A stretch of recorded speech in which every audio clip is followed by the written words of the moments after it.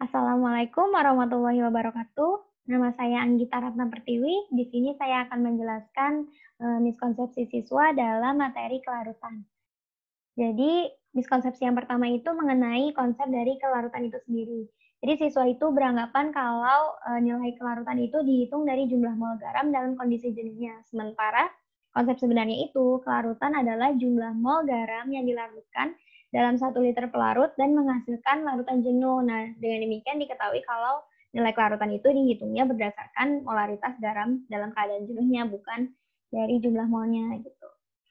Selanjutnya adalah mengenai hubungan antara nilai KSP dengan kelarutannya. Jadi, siswa itu beranggapan kalau kelarutan garam yang besar, maka nilai KSP-nya juga besar, terlepas dari jumlah ion garamnya itu sendiri. Sedangkan konsep sebenarnya itu, kalau misalkan garamnya memiliki jumlah ion yang sama, maka semakin besar nilai KSP, semakin besar juga kelarutannya. Nah, kalau misalkan garamnya itu memiliki jumlah ion yang berbeda, kita harus hitung dulu kelarutan masing-masing ion garam tersebut gitu.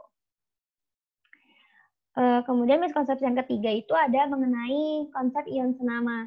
Nah, miskonsepsinya itu siswa beranggapan kalau ketika kita menambahkan ion senama ke dalam suatu kelarutan garam larut, maka kelarutannya akan meningkat dan sistem keseimbangannya itu bergeser ke arah reaktan. Sementara konsep sebenarnya itu, jika senyawa yang mengandung ion senama kita tambahkan ke suatu keseimbangan kelarutan garam, maka konsentrasi ionnya di dalam garam itu yang akan meningkat dan sistemnya bergeser ke kiri. Sedangkan kelarutannya itu justru akan menurun. Kemudian yang terakhir ada mengenai konsep dari pengendapan.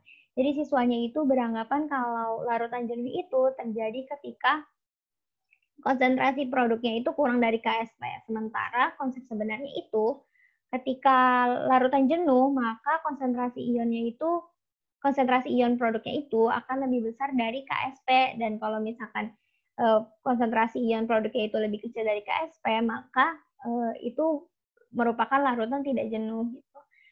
Nah, untuk mengatasi miskonsepsi-miskonsepsi ini, guru itu harus banyak mengadakan percobaan tentang materi kelarutan itu. Contohnya, misalkan kita membuat percobaan mengenai penambahan ion senama gitu. Kita tambahkan ion senama ke dalam suatu larutan garam. Nah, kita suruh siswa lihat apa yang terjadi gitu. Nah, di situ kita bisa ngasih tahu teori-teori yang benarnya. Nah, selain itu juga guru harus memperhatikan konsep-konsep detail, apalagi konsep-konsep itu sering terjadi miskonsepsi gitu. Nah, harus kembali ditekankan lagi dan lagi mengenai konsep itu supaya tidak terjadi miskonsepsi.